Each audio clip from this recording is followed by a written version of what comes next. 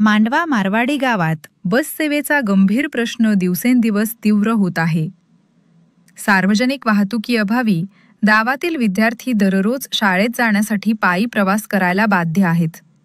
हिवाळा, उन्हाळा की मुसळधार पावसाळा, परिस्थिती मात्र तशीच कठीण.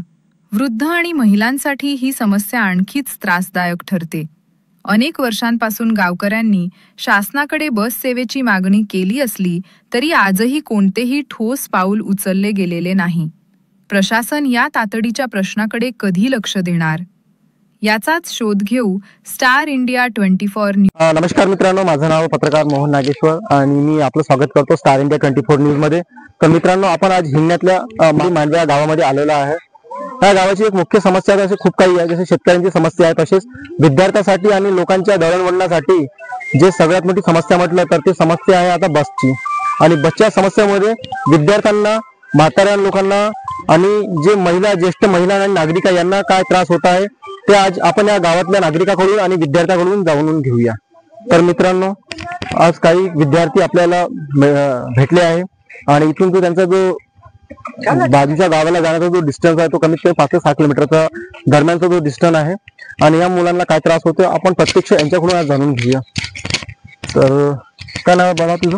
आयुषी विनोद कोरडे. आयुषी, मला सांग की तू कोणत्या शाळेत शिकते? श्रीकृष्ण हायस्कूल. अच्छा, तर श्रीकृष्ण हायस्कूल तुम्हाला किती किलोमीटर पडते? 8 किलोमीटर. किती किलोमीटर पडतं?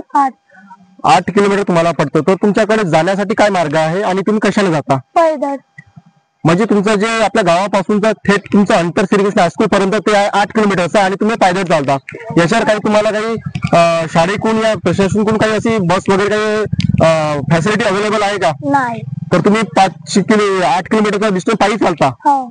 तर असं प्रत्येक वेळी चालत आहे की फक्त आताच चालत आहे? नाही, प्रत्येक वेळी सहावीपासूनच. म्हणजे तुम्हाला इथून जाण्या येण्यासाठी काही साधन नाही आहे? नाही.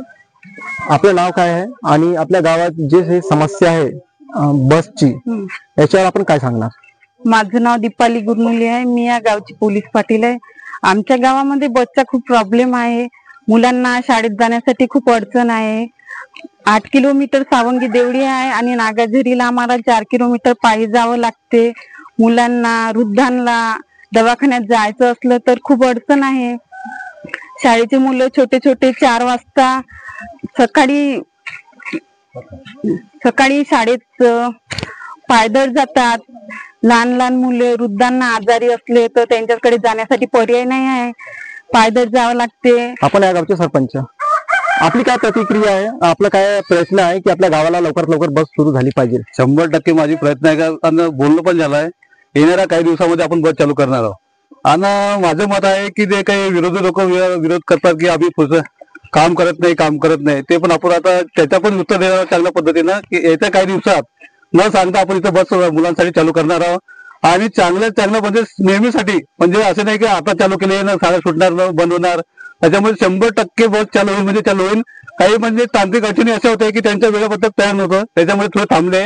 आणि येणाऱ्या काही दिवसामध्ये बस चालू होईल, म्हणजे आदरणीय आमदार साहेबांच्या प्रयत्नामुळे त्या गावामध्ये बस चालू केल्याशिवाय ठेवणार नाही, एवढे माझे मी तुम्हाला म्हणजे तुम्हाला मार्गदर्शन करतो.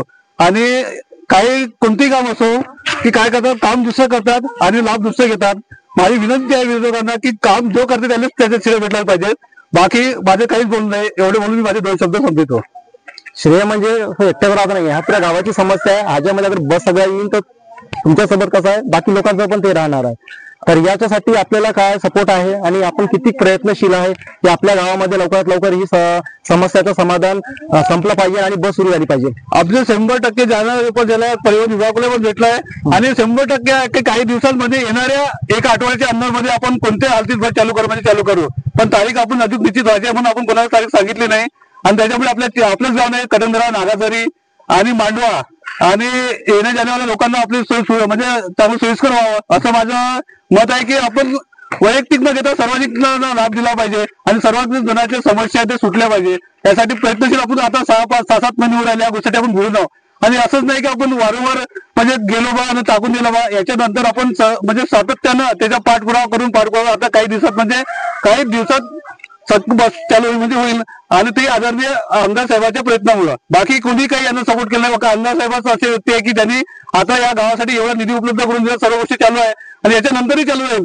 जोपर्यंत आपलं कार्य आहे तोपर्यंत आपण सतत गावाचा विकास करू, विकासाचा उद्देश साध्य करू, एवढंच तुम्ही सांगतो.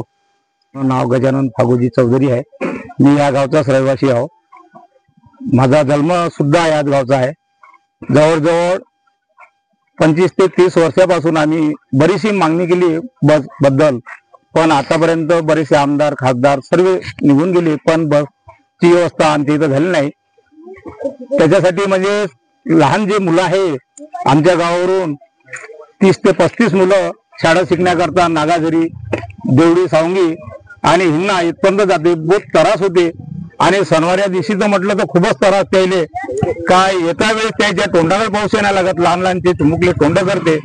तर आम्हाला बसची समस्या म्हणजे जास्तीत जास्त व्हाव आणि ज्या बुड्याबाड्या आहे त्या बी देवडी सावंगीले जायचं, बँकमध्ये जायचं काम पडलं तर एखादा ऑटो वगैरे ह्या ठिकाणी बोलवून त्या ऑटोनं देवडी सावंगीपर्यंत जाते.